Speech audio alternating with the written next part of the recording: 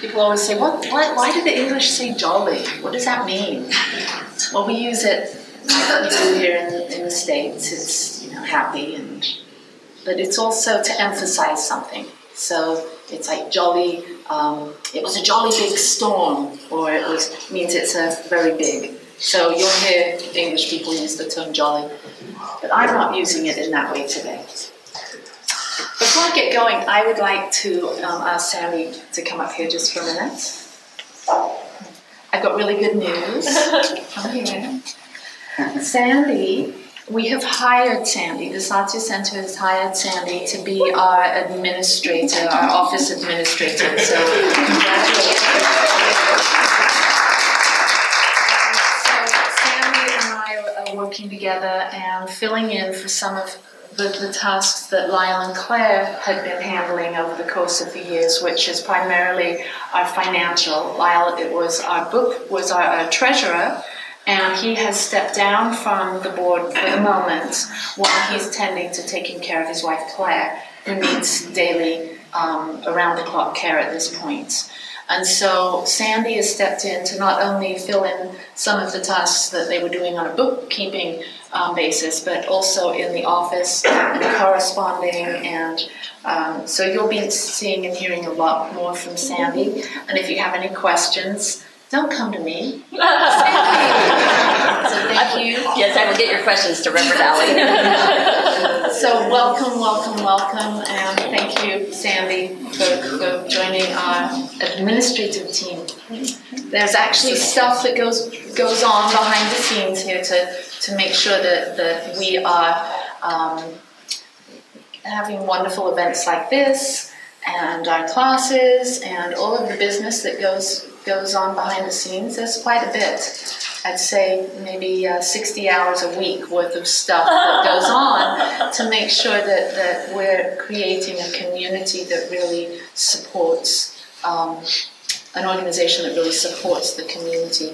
And you're going to see in 2018 that we're going to be developing even more opportunities for every member of our community to feel loved and cared for, and so that no one falls through the cracks, so that everybody is heard and seen and everyone's needs are known, so that we can be a better supporting arm for you. So welcome aboard, Sandy. Thank you. And so now I'll begin my talk.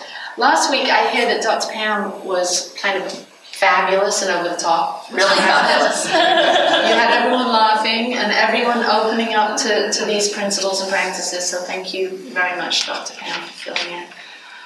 The theme for December is "'Tis the season to be jolly, fa la la la la la la la la."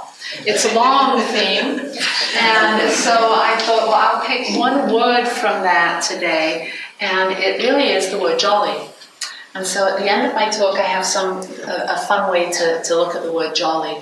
But before I dive into that, I wanted to, I chose this theme, "'Tis the season to be jolly," because I thought it's worth exploring. This month is primarily in the Christian tradition. There's a big emphasis on on Jesus the Christ and the Nativity and the whole Christmas story, and it's really a big event in the Christian world, on all the denominations of Christianity. It's also a big holiday. There's high holy days within the month of December, as Dr. Pam mentioned, Bodhi Day, and there's some other Buddhist holidays within the month of December.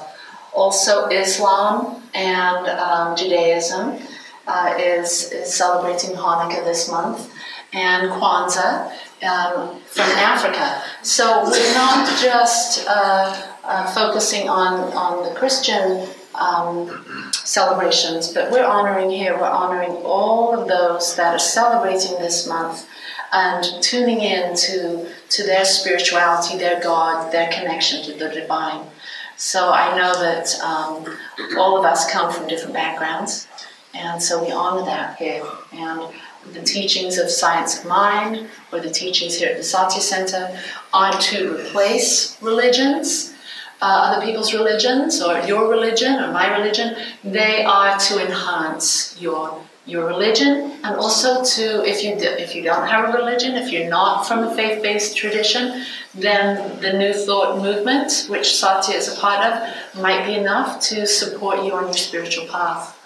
And so, and I forgot the most important one, is the solstice. And the pagan communities celebrate the Yule and the solstice and the coming of the sun. And we'll be doing that next Sunday. So we're going to have a beautiful ceremony. And I encourage all of you to come, bring your friends. We can have a potluck afterwards. So come and celebrate the coming of the longer days. Because right now we're moving up until the 21st or the 22nd. We're moving to the shortest day and the longest night. So in the early days, it was a big deal. Can you imagine? Before light, before electricity, and these dark, long nights. I'm sure it could have been rather depressing and cold to always be cold and having those long nights. So the coming of the longer days was really celebrated. And we'll do that next Sunday. So, also I chose the theme of happiness and joy, because this time of year, when you turn on the news, or we're conditioned in our societies, our communities, to be happy and to buy gifts and get all involved in this whole consumerism thing, this whole movement around Christmas and the holidays. And some of us don't always experience so much joy. It's actually a lot of pressure. There's a lot of pressure that comes with this season, with the expectations placed on us from our families and our culture and the media. And also, this could be a time where you focus on family members that are no longer with us. I know for me, my father made his transition on Christmas Day, which used to be a really jolly day for me, but when he passed on that day, it gave a different tone and a different feeling to that holiday. So I wanted to honor the fact that this isn't always a jolly time of year. It can be a very challenging time of year for some. And so I thought today we'll dive into some ways that we can find peace and a sense of joy, maybe not jolly happiness, but a sense of inner peace and joy, and give you some practical spirituality, some tools, some habits, some practices that you can adopt and develop that will bring you into a greater sense of being prepared for this time where you could be facing some out of the ordinary challenges with all of that overeating, overdrinking, overstimulation from the crowds, and maybe some financial burden. So, jolly. I'll be introducing jolly at the end to help you. So, there's I was listening to a TED talk by a gentleman by the name of Robert Waldinger, and he is a professor at Harvard, and he is part of a study. And this study has been going on for over 75 years. Can you imagine a study going on for 75 years? They've followed this same group of 724 men.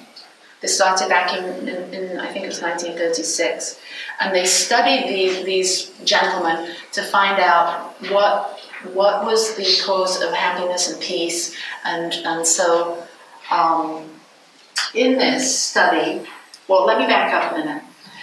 This gentleman they studied a group of millennials, and they asked millennials today, what is it that they strive for? What do they think will bring them happiness in their lives?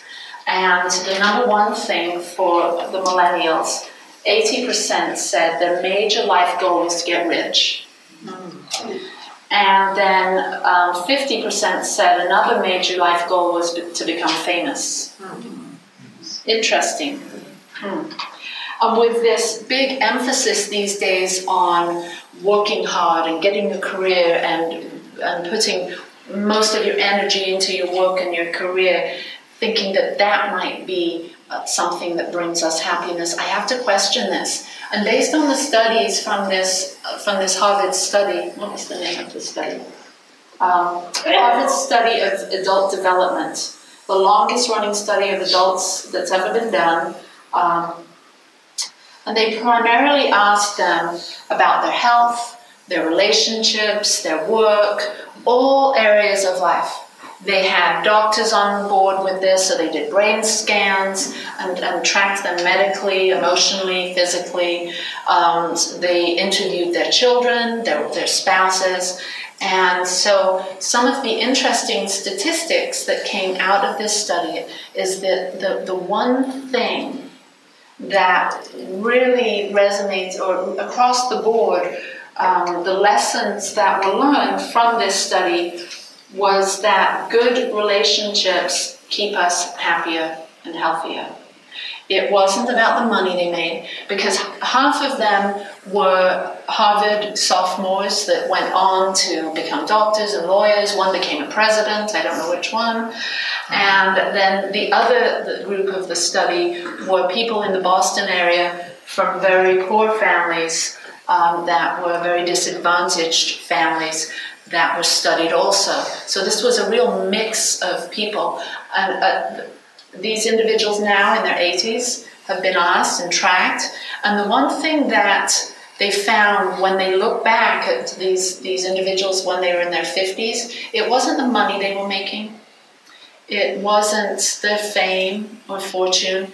It was the quality of their relationships that made a difference in their health when they're 80. Most of the people that were in happy, healthy, connected, supportive relationships that were involved in communities, churches, that kind of thing, had harmonious relationships outside of their families, those individuals were happier and healthier at 80 years old. They had an increased memory capacity, and those that weren't, those that were either lonely or not in relationships, it seemed that they had greater health issues and loss of memory. And so there's something to think about. Our relationships. So what are your relationships like? Do you take time to nurture your relationships? Do you take time to seek out new relationships? Do you take time to be in community? And I'd say yes, you're here. It was a key point in the survey, to be a part of a community that cares. So the biggest lessons they learned was to stay socially connected, and also longevity. That was a thing for for staying connected, that people were living longer lives. The quality of your relationships, and also good for your brains. So keep coming back to the Satya Center, because we want you to be around for a long, long time. Mark Twain said, "There isn't time, so brief is life, for bickerings, apologies, heartburnings, callings to account.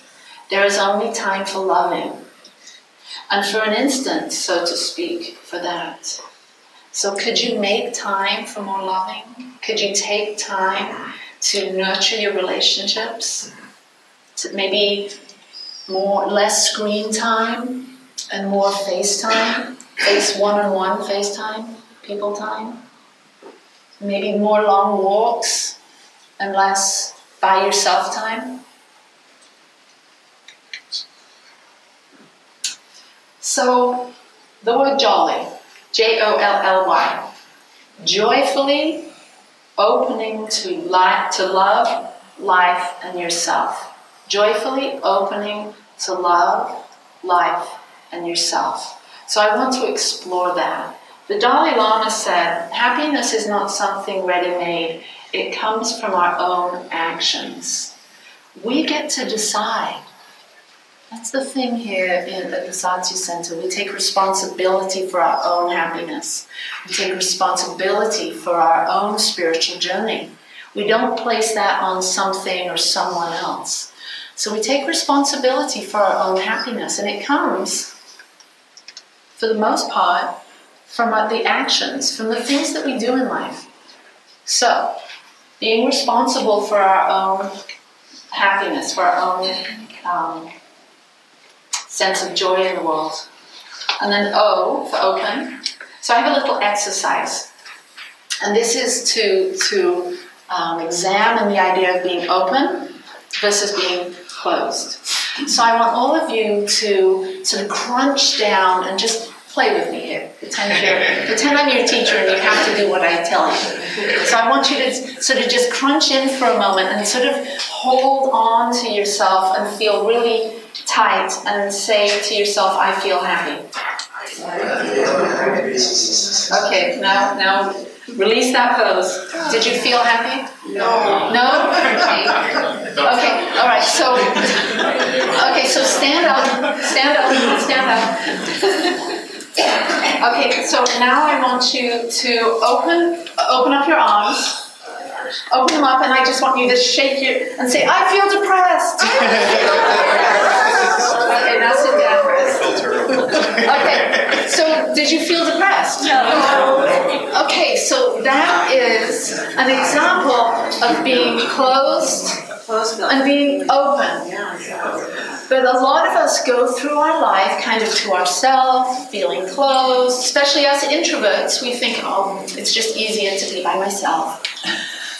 But when we constantly stay closed, when we shut down to life, when we mind our own business too much, it gives us a sense of restriction and smallness. How can you be happy when you're holding on like that or you're not opening yourself up?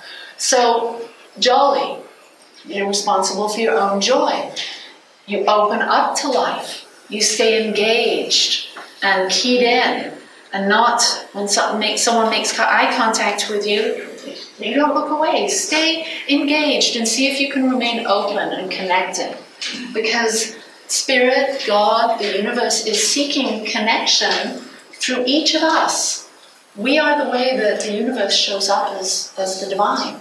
So if we're not connecting, if we're not staying engaged, then we're shutting ourselves off from this spiritual experience. We're spiritual beings having this amazing human spiritual experience.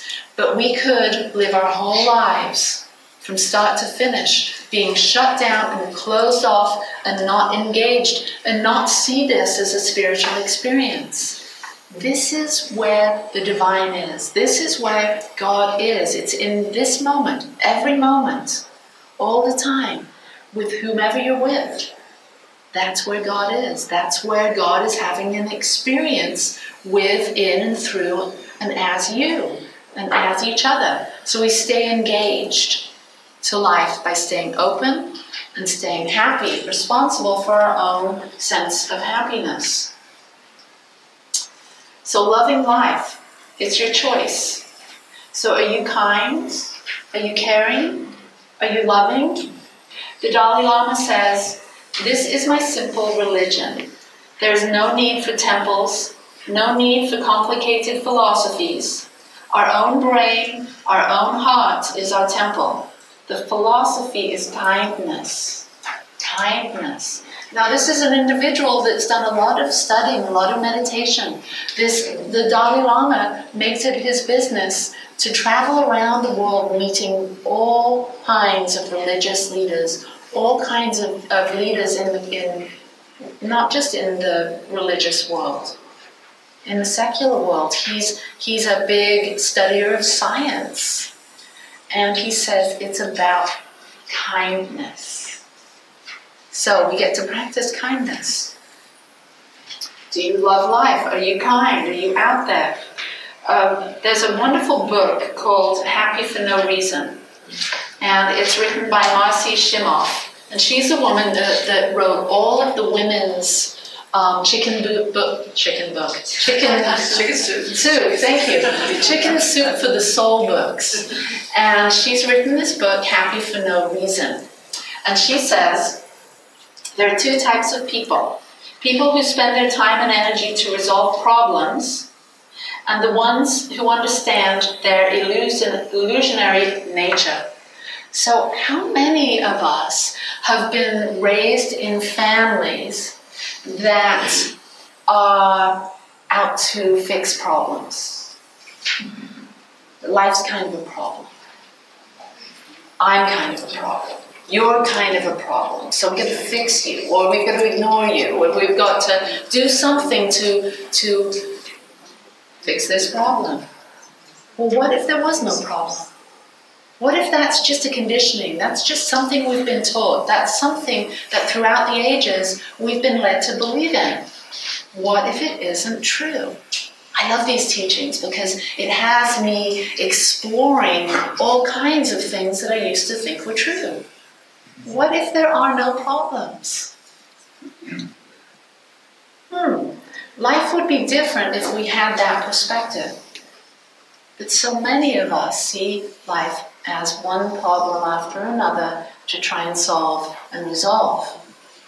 What if there's just opportunities to experience? Opportunities to be experienced. So she says there are two types of people.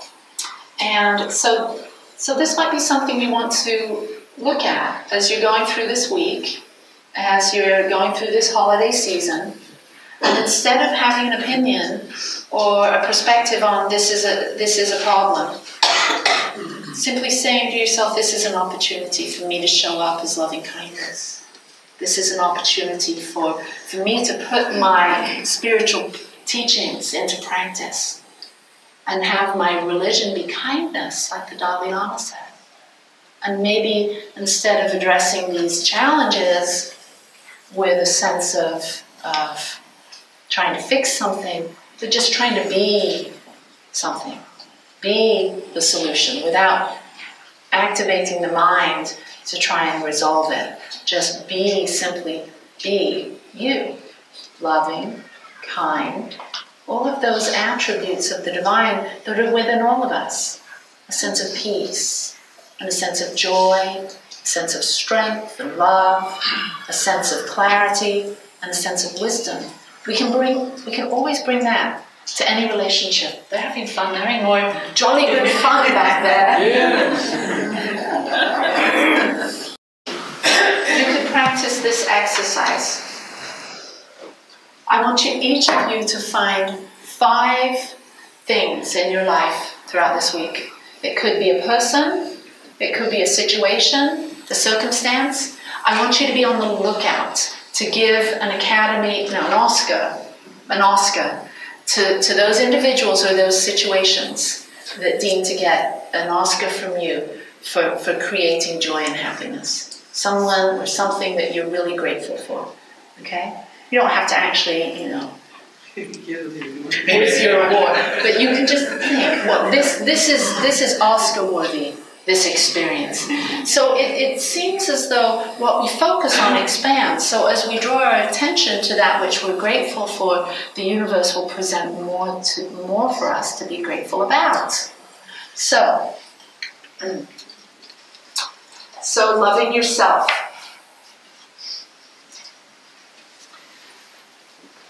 In this book by Nasi Shimoff, it says, studies show that each of us have a happiness set point.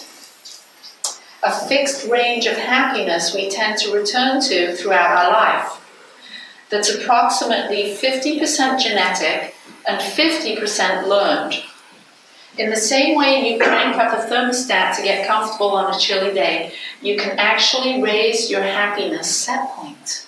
Isn't that good news? Yeah. So as you think about that, what's your happiness set point? And think about from your very earliest days that you can remember till now. And you probably kind of have some sort of set point. Over here is absolutely miserable, and over here is ecstatically happy. And somewhere you fit in, and you kind of go there when things are just humming along as business as usual. And maybe you're a bit to the melancholy side. I'm kind of that way. Or maybe you're a bit to the enthusiastic side. That's Michael. He's more to the enthusiastic side. So just think about that. So we have that set point, and we've probably not thought about it too much, but there we go. So the good thing is that we can change this happiness set point. And so this is for those of you that don't like overspending, don't like overeating, overdrinking, family gatherings, and all of that are prone to be depressed by this season. This is something for you. So 50% of this is genetic, and I believe that we can change that too, by the way. Science is showing us, plenty of time. Science is showing us that we can actually change. We don't have to just give in to our genetics. We can change our genetics through the way we think. And the thoughts that we think predominantly can change our neural pathways. We can develop new neural pathways that are more prone to positivity and happiness and health by stopping thinking the negative thoughts that we might be habitually used to thinking. So, genetics 50%, 10% is due to life circumstances, and then 40% is thoughts and behaviors. And this is where the science of mind comes in. So 10% is life circumstances. That was surprising to me, because so many of us blame our life circumstances for our happiness, don't we? Well, it's my spouse, or it's my job, or it's the fact that I don't have this money, or it's this situation that's going on at work, or it's this or it's that. So we give those life circumstances a lot of value. But this study says that it's not that. It's actually only 10%. So there's habits that we can change. We can develop new habits. That's a better way of saying it. We can develop new habits so that we put ourselves in this zone of happiness. Now, Marcy Shimoff says, building your inner home for happiness.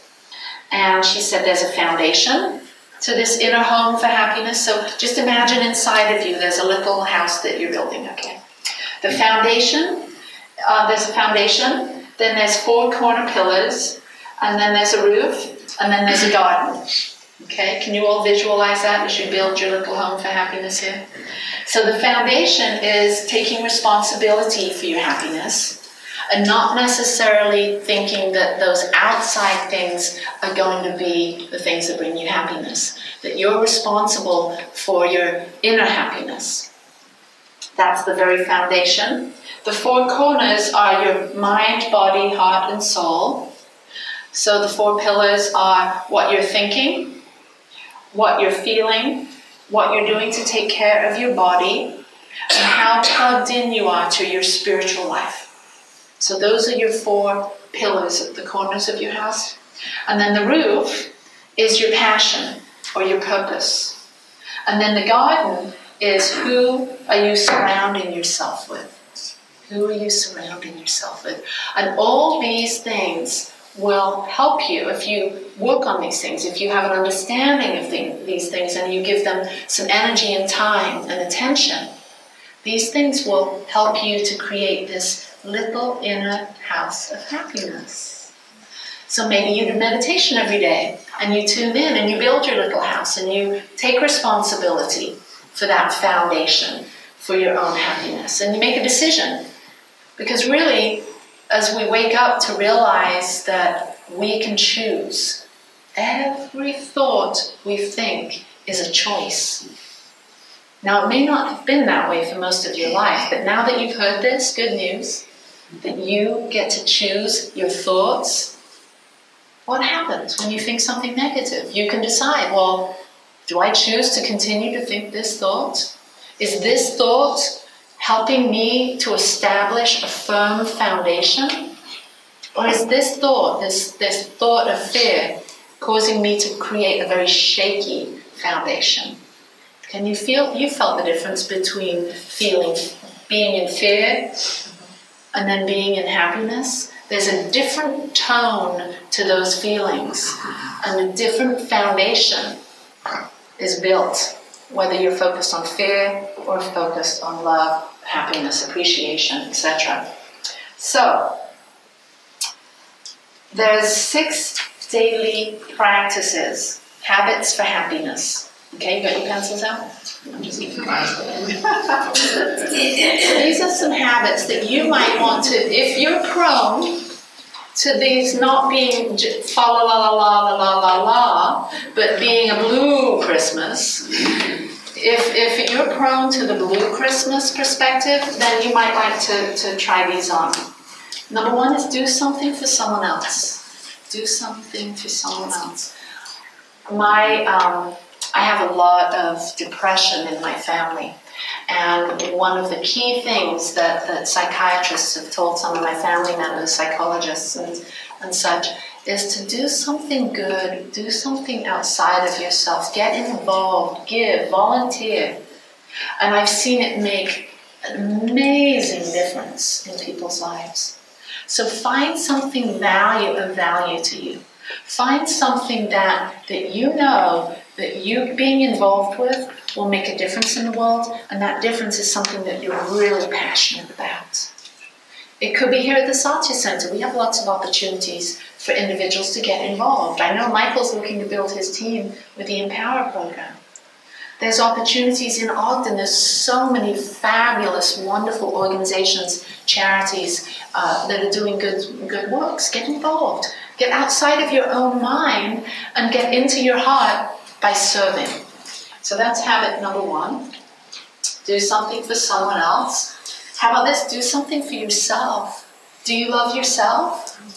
Have you spent time taking care of yourself? Now, Trish did a meditation this morning, and she had us all put our hands on our hearts and have you do the same thing. This is an activation of love here. So it's to activate the love response. So just place your hand on your heart and close your eyes. Just honor yourself for a moment. Just this act of placing your hand on your heart releases oxytocin. It releases a chemical in your body. So I want you to, some call this oxytocin the love hormone. It's the hormone that is activated when a mother is nursing her baby, right? Oh yeah. Yeah. It's the hormone that's released when are there any children in the room? Oh, okay, well I won't say that one. It's a hormone that's released when you're close and intimate with someone. So, close your eyes. So tune into that oxytocin that's flowing through your body now as you're just honoring yourself. And I want you to imagine that your breath, you're breathing through your heart right now. So each breath is breathing in through your heart and breathing out through your heart. And you're expanding this feeling of love and well-being. And now on each inhale, I want you to breathe in love, compassion, and ease. And then exhale, love, compassion, and ease. Inhale, love, compassion, and ease. Exhale, love, compassion, and ease. One more time.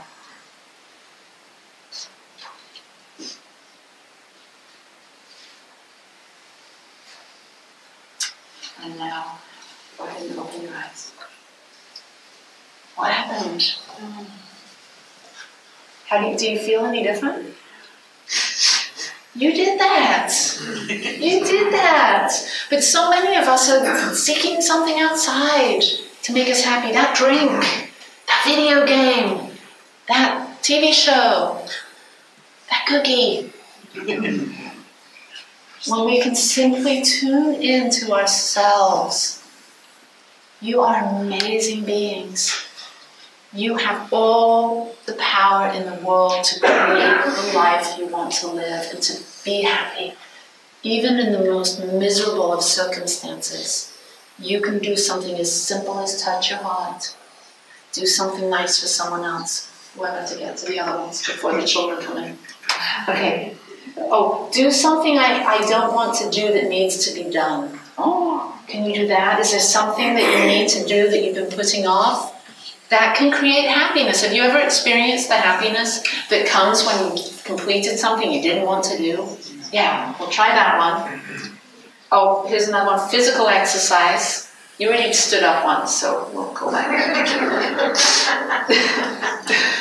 Do a mental exercise. Do a mental exercise. Okay, well, maybe we have one more thing. Okay, so I want you to find a little crease on your wrist. There's a little crease there. I want you to line those creases up, and then put your hands together.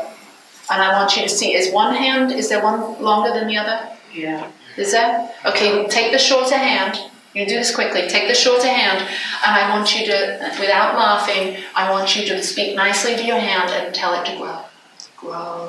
Grow. You're such a nice hand. You're a beautiful hand. You're such a wonderful, sweet, loving hand. Grow, grow, grow, grow, grow. Now put them back together. Did it grow? Yes. Did it grow? A little bit. Okay, so that is how powerful you are. Now, those of you that didn't bother with it because it was a lame exercise, you don't even count. But those of you that did it, we have powerful minds. We can use these minds to create a world of joy and happiness and bliss. It's up to you. So, 'tis the season to be jolly. La la la la la la la. Namaste. Thank you. You clap.